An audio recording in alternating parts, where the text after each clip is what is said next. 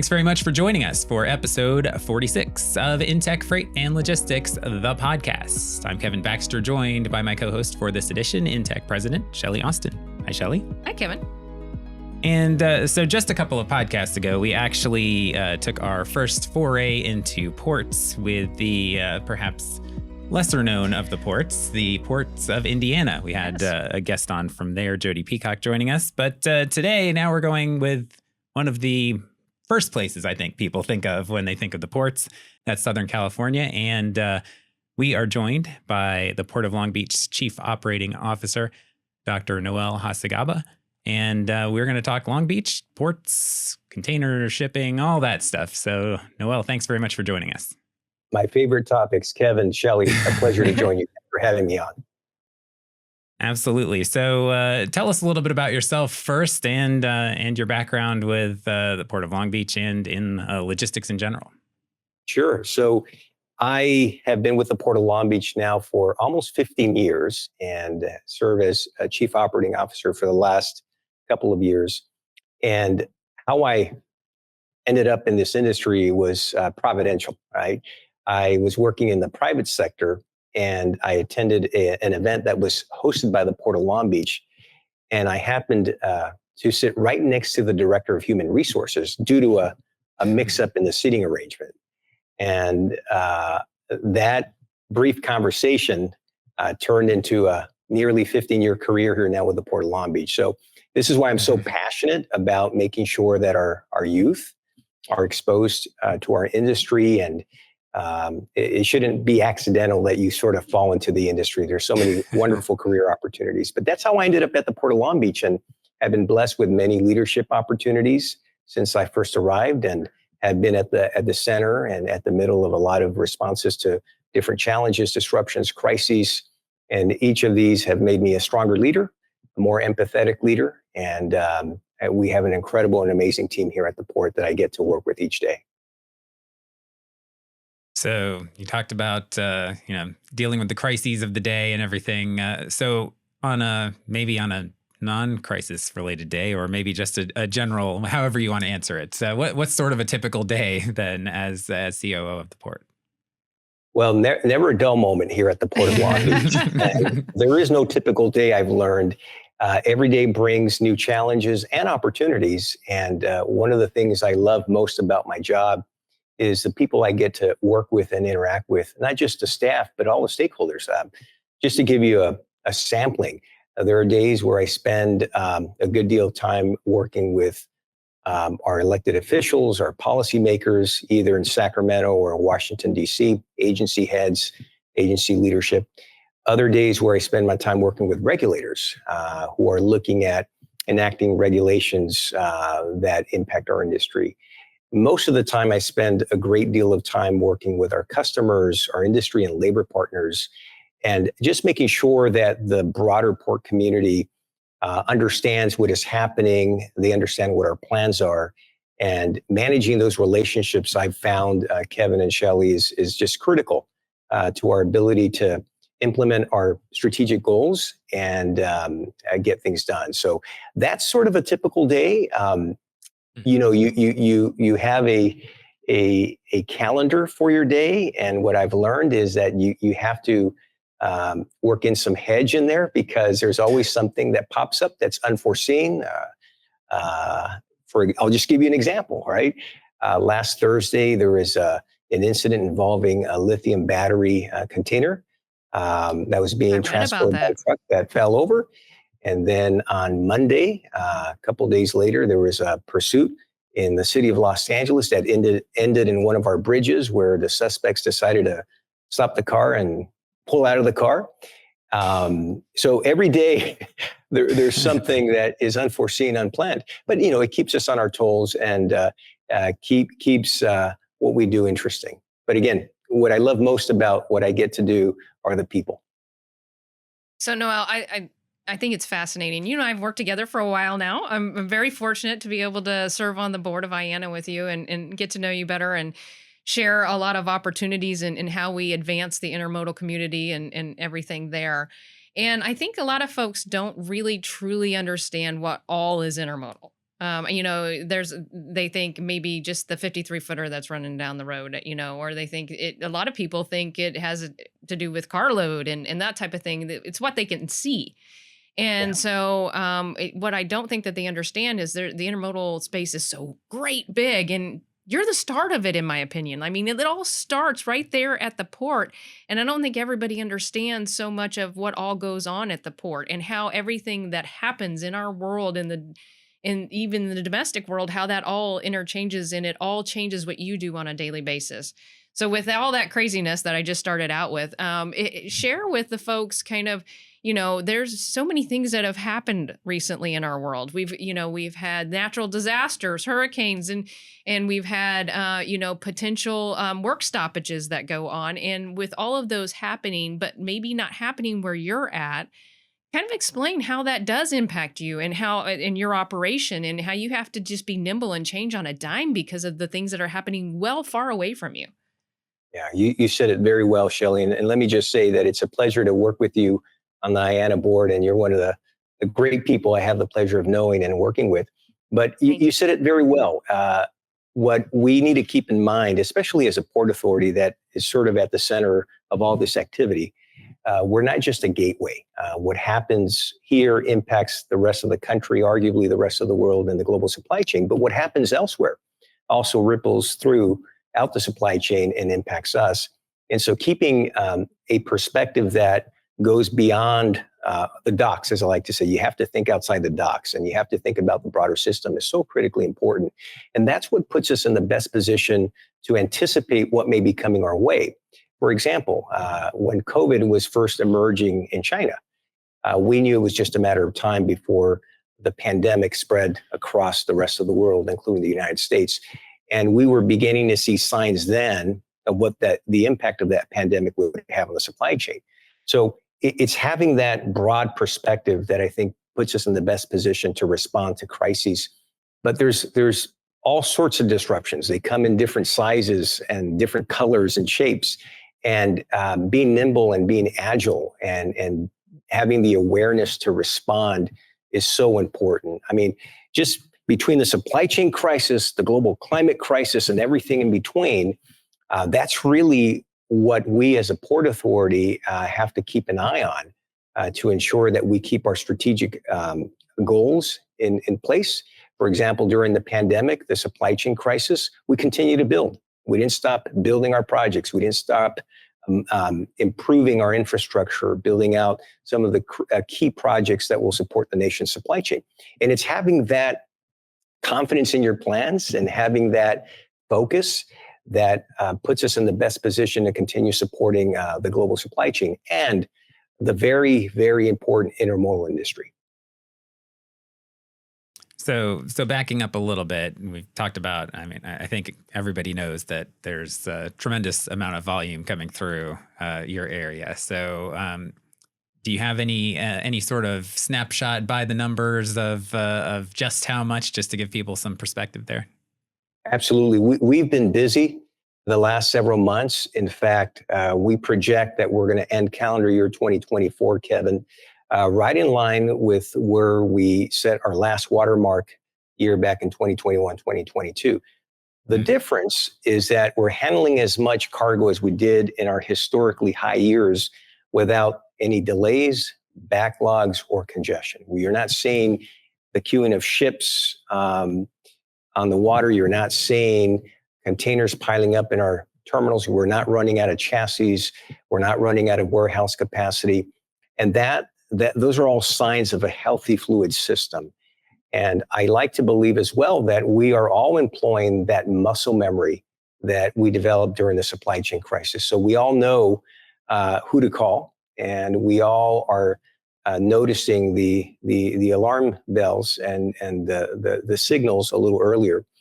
But just to give you some numbers to put all of that in a context, we just set an all-time record for a single month in the month of August. We moved over 913,000 TEUs in a single month. And we've been around for about 113 years. So that's a big, it's a big statement. And that's on top of our strongest July on record and one of our strongest Junes on record. So Right now, January through August, we're about 22% ahead of last year. And again, that puts us in a good position to end the calendar year right in line with 2022, which was one of our all-time best years on record. Noel, that's great news to hear because when you're busy, we're all busy. And so that's fantastic. How much would you contribute that to increase in demand or shifting due to different things that are happening around the world? That's a great question, Shelli, and it's one that I'm very interested in better understanding. Obviously, it's hard to dissect the numbers at this point. You always have to look back, but I would say that a good percentage of the uptick that we've been seeing in recent months is cargo that's diverting from the East Coast to the West Coast, and I think shippers have for several months now been looking at the possibility of uncertainty on the East and Gulf Coast. And so they started diverting cargo and rerouting it to our gateway months ago. And I think we may see some more of that depending on how long the strike lingers. But the good news for our customers and our partners is we have the capacity here on the West Coast. Here in Long Beach, our terminals are at about 73% capacity. We have rail capacity. We have sufficient chassis, truck power. The warehouse vacancy rate is about 7 to 8%. And that's in comparison to what it was during the supply chain crisis, which was under 1%. So there's a lot of capacity across the system. But going back to your question, there's no doubt that a good chunk of our growth is cargo that was diverted from the East Coast to our gateway.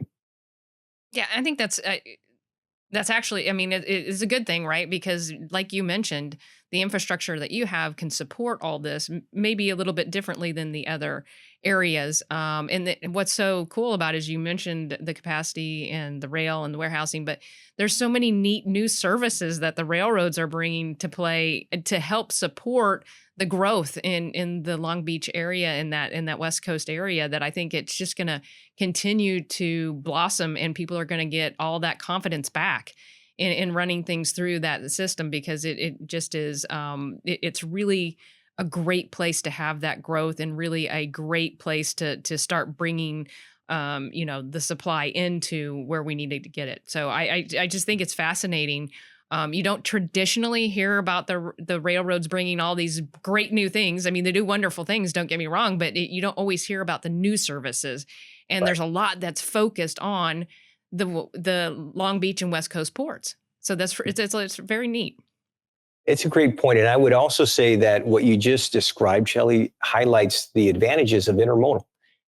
When you have situations where shippers have to divert their cargo from one coast to the other, it really makes the intermodal connection more advantageous. And again, our close connection with the Class 1s, not just here on the West Coast, but across the country, is so critical to our ability to give our shippers and our customers that additional option for them to move their cargo securely and safely to their destination.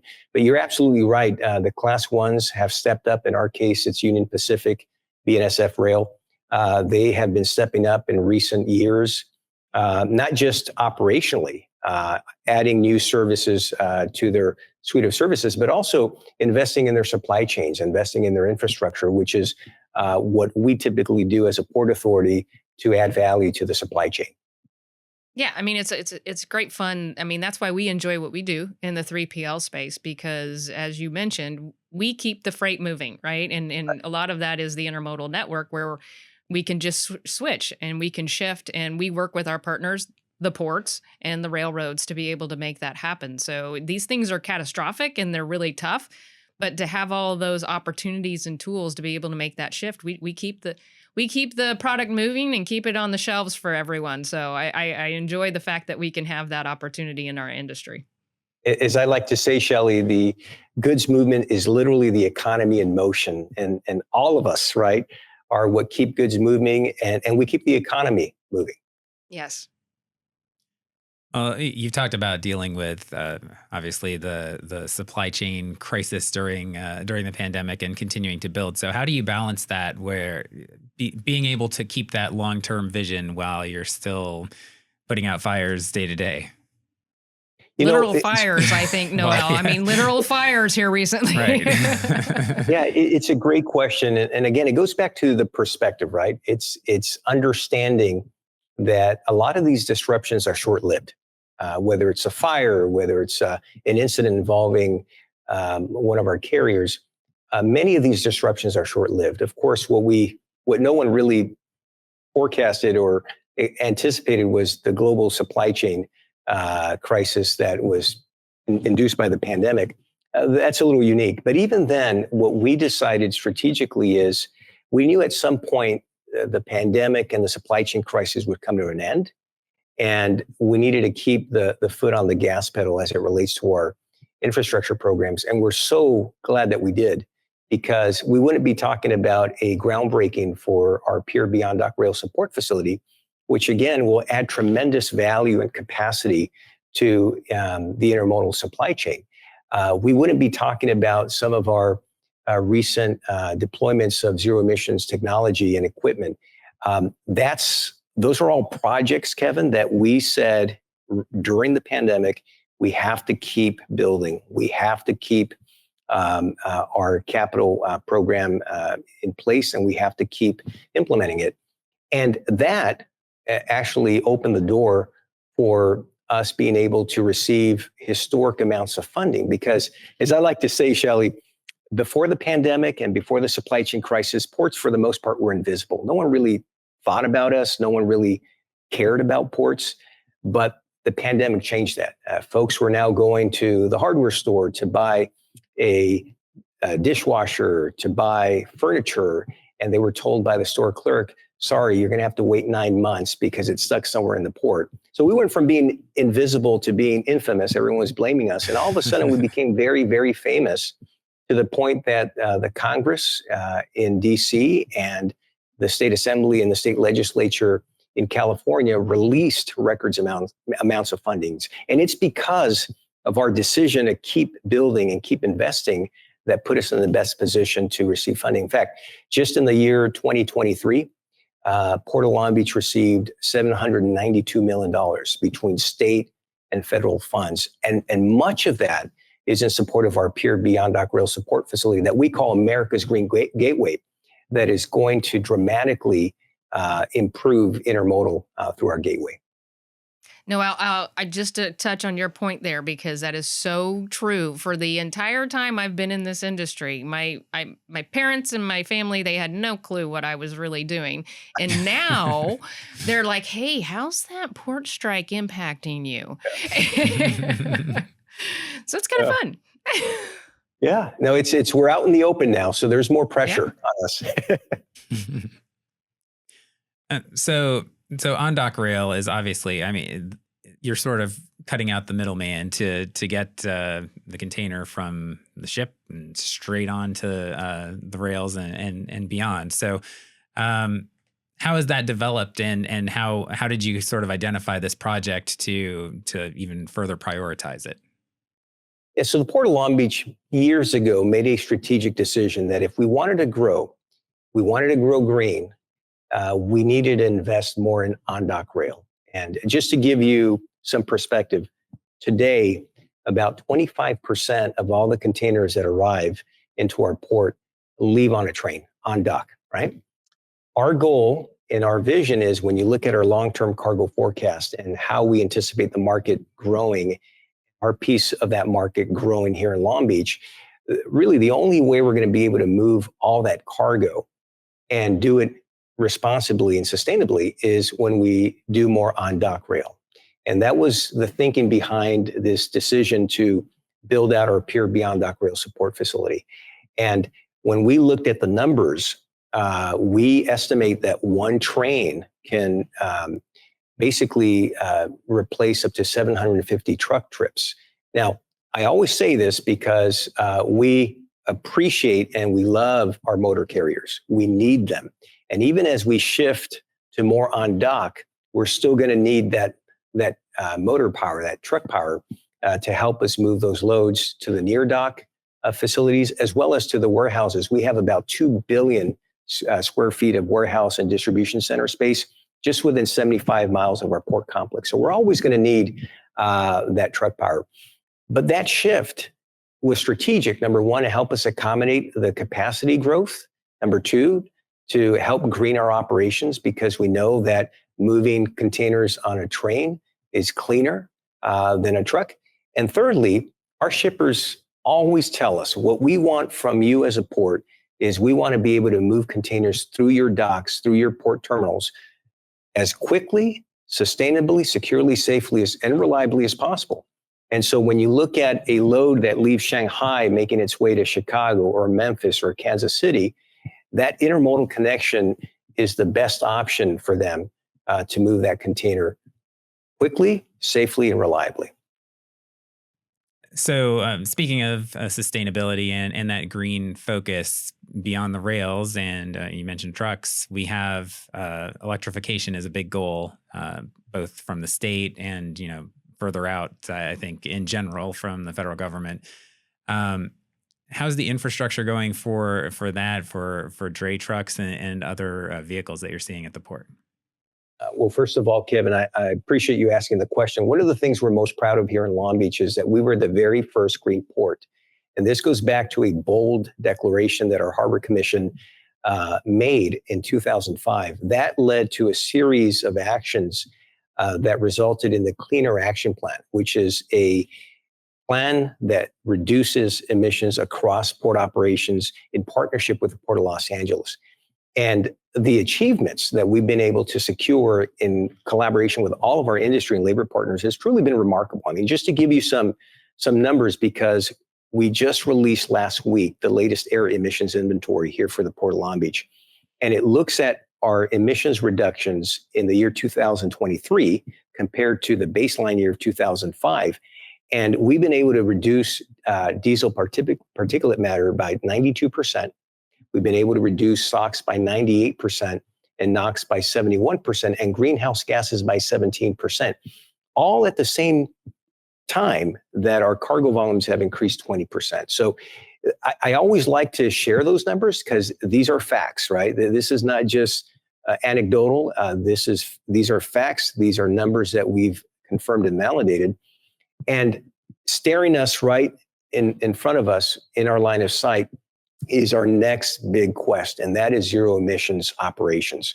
We have the most aggressive zero emissions goals of any port in North America, possibly the world, and we're striving to get to zero emissions cargo handling equipment by the year 2030 and zero emissions trucks by the year 2035.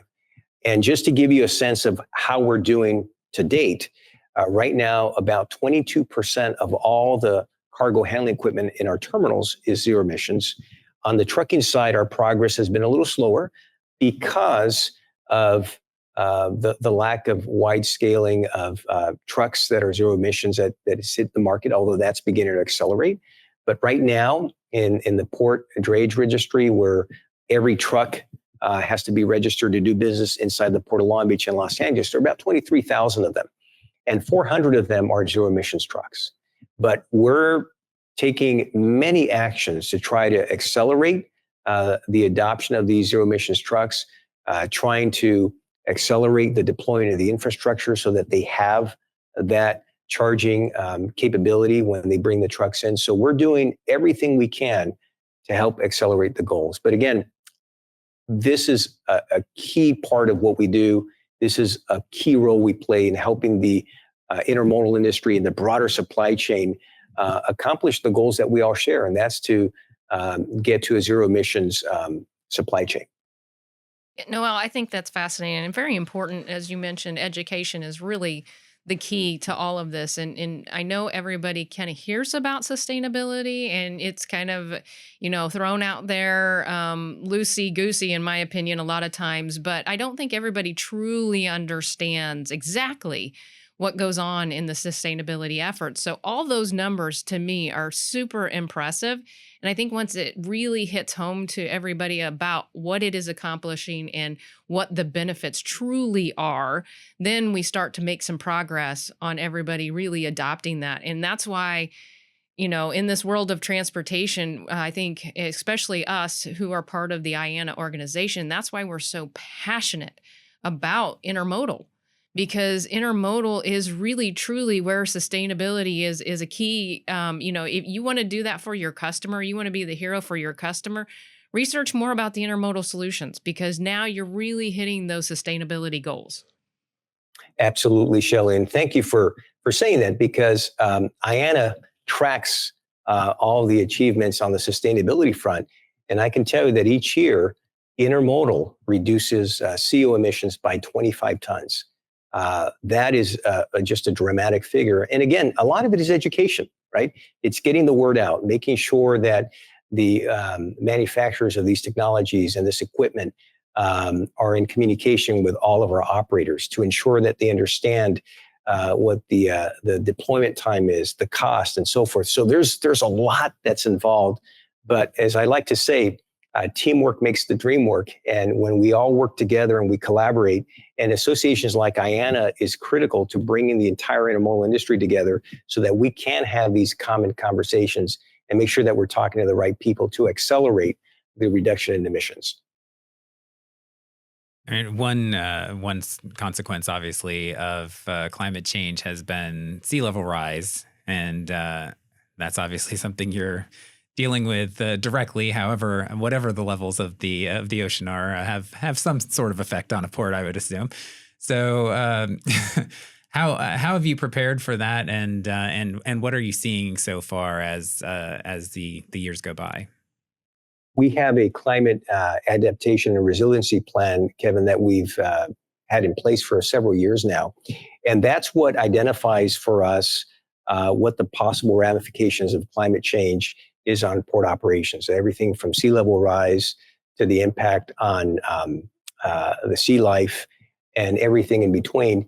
And that is what helps us to identify what the challenges are, what they're going to be, and how we can build sustainable infrastructure that is secure and built in a way that isn't impacted by some of these ramifications. And that is why everything that we design, from our infrastructure to our terminals and everything in between, we always refer to that climate adaptation and resiliency plan to make sure that when we build something that we expect will last the next 40, 50, 60 years, it's done in such a way that it won't be impacted, or at least mitigate the impacts. And I can tell you that our tenants, the terminal operators, and all of our industry partners and labor partners really appreciate that, because what that offers them is certainty and longevity.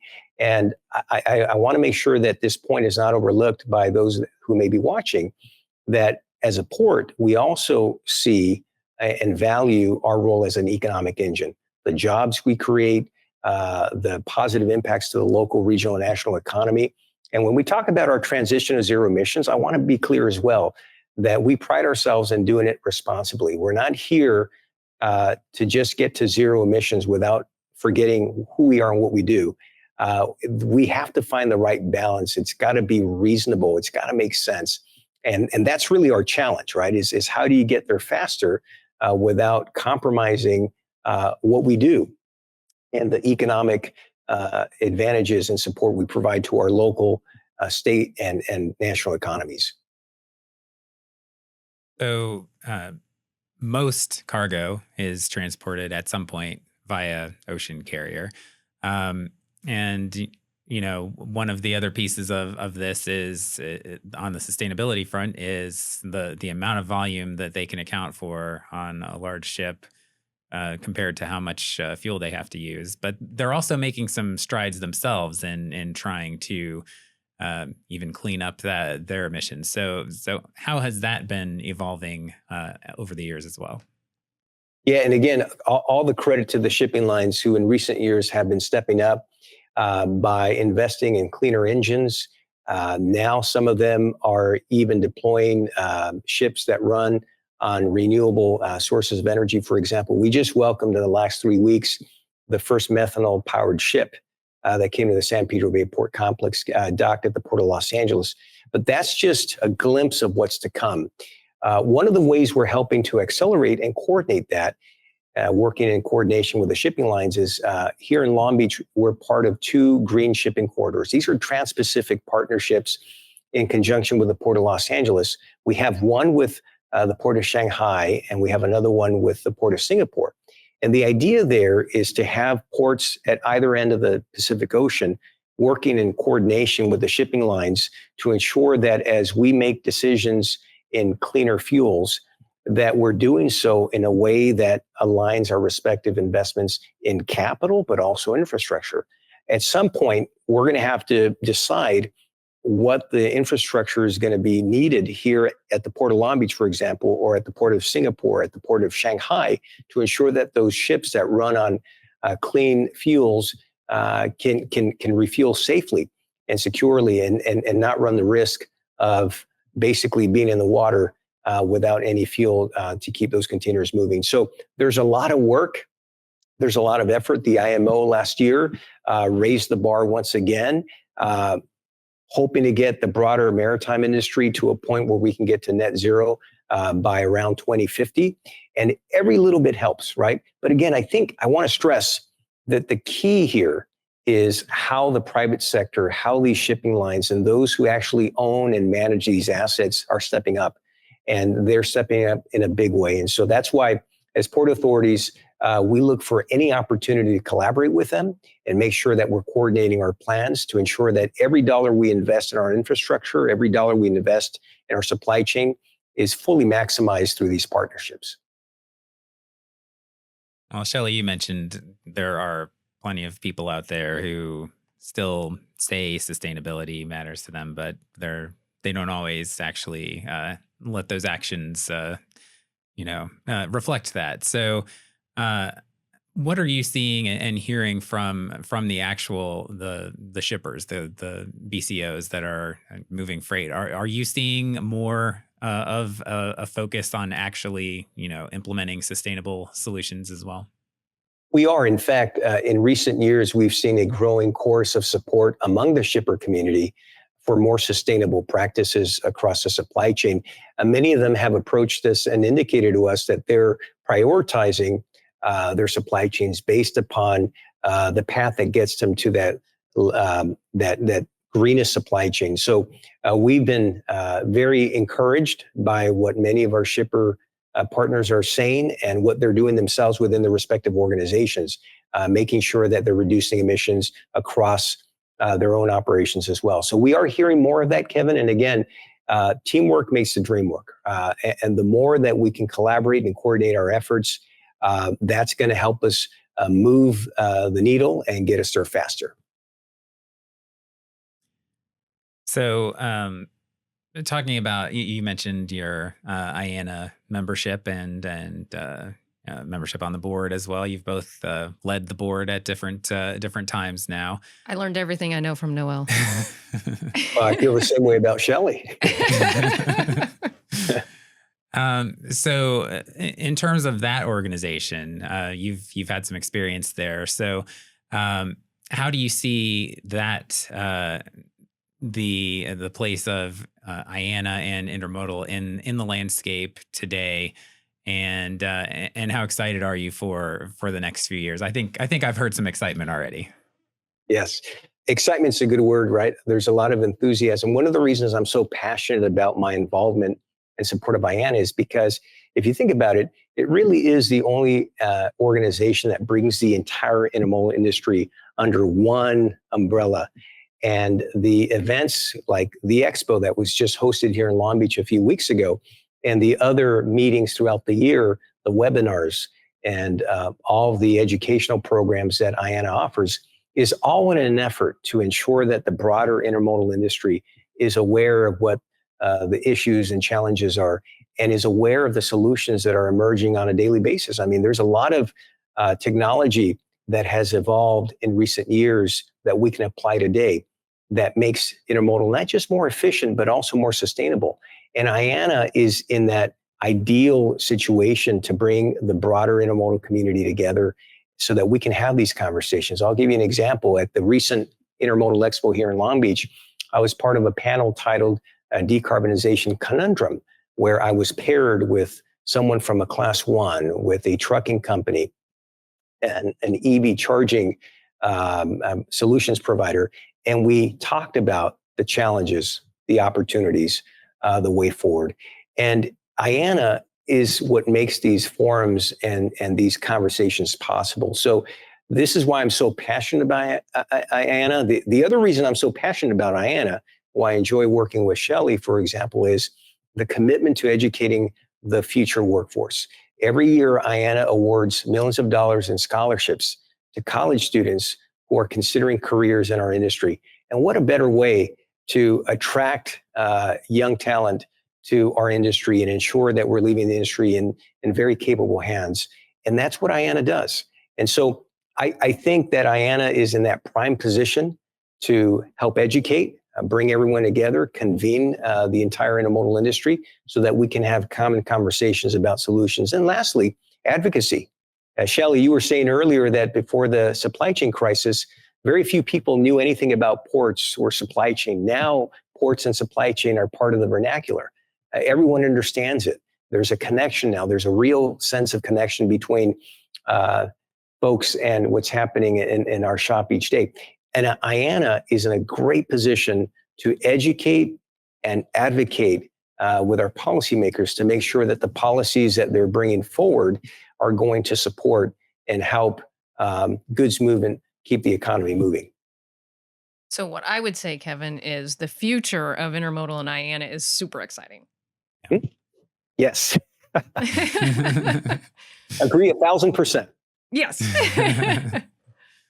Well, you mentioned education. I mean, that's something you mentioned early on as well. Lining people up with opportunities that are out there, making them aware that there are opportunities out there, and then preparing them for those opportunities. So, and beyond the IANA scholarship situation, what are some other things you see as ways to develop that future workforce to keep things going in the right direction? Well, I said at the beginning that I sort of fell into the industry through, I call it a providential encounter with the then director of human resources here at the port. And one of the reasons I'm so passionate about investing in the workforce and doing a better job of creating a pipeline and attracting young talent to our industry is that people shouldn't fall into our industry. They shouldn't have to accidentally run into someone who's in the industry. I believe young people should be afforded the opportunity to be exposed to all the wonderful careers that intermodal and the broader supply chain have to offer. And IANA is certainly a forum to help us attract and get the word out. Here in Long Beach, at the Port of Long Beach, we also are making our own contribution to that effort, Kevin and Shelli. We each year award hundreds of thousands of scholarships to local high school students who are considering careers in logistics and supply chain. We work very closely with our universities locally to ensure that their curriculum aligns with the needs of the industry today and tomorrow.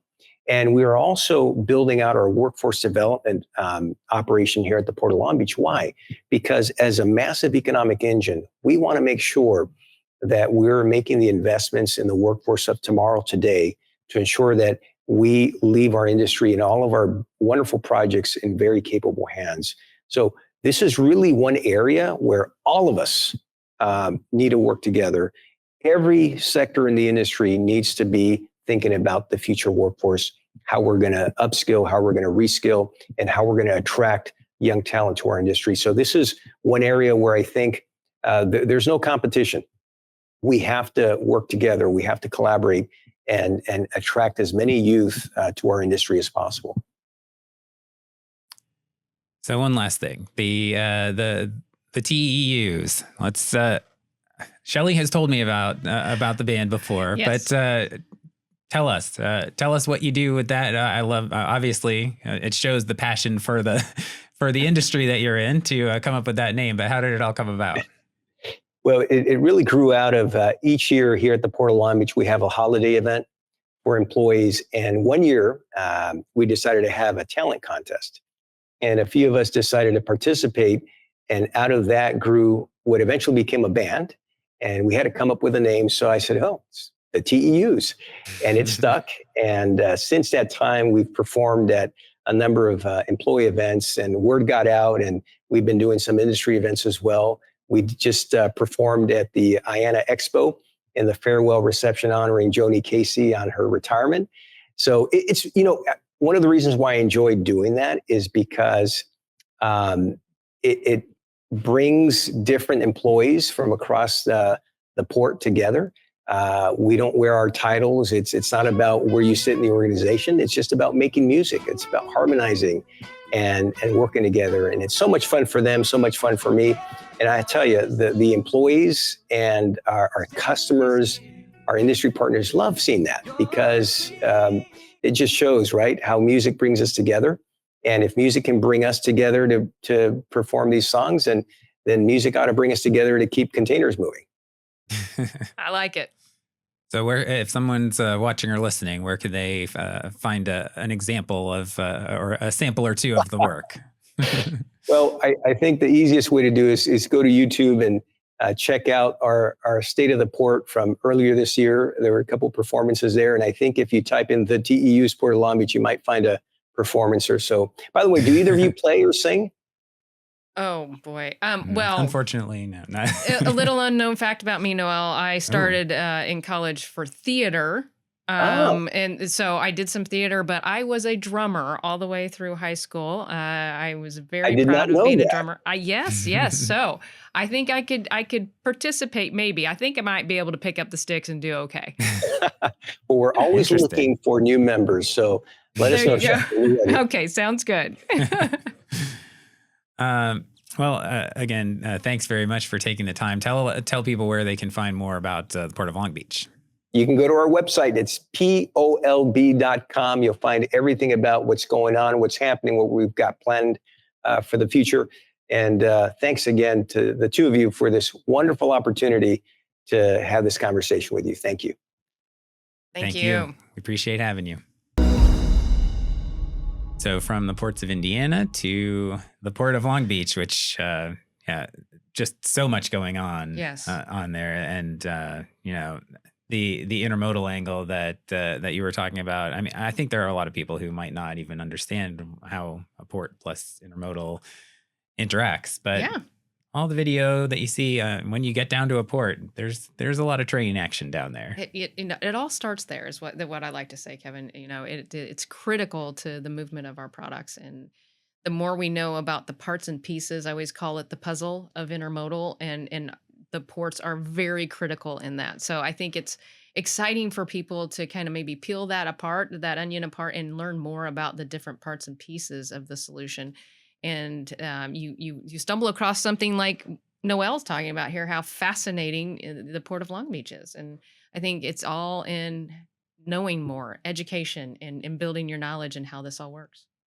Yeah, I think the other thing that was interesting that he pointed out, we did see a couple of years ago the ships off the coast. That was something that made a lot of news, and people noticed it. Obviously, if they were living in those areas, the volume's higher now, and that's not happening anymore. Right. So you can see the commitment to improving the supply chain constantly, and what he said they were continuing to build at that time. So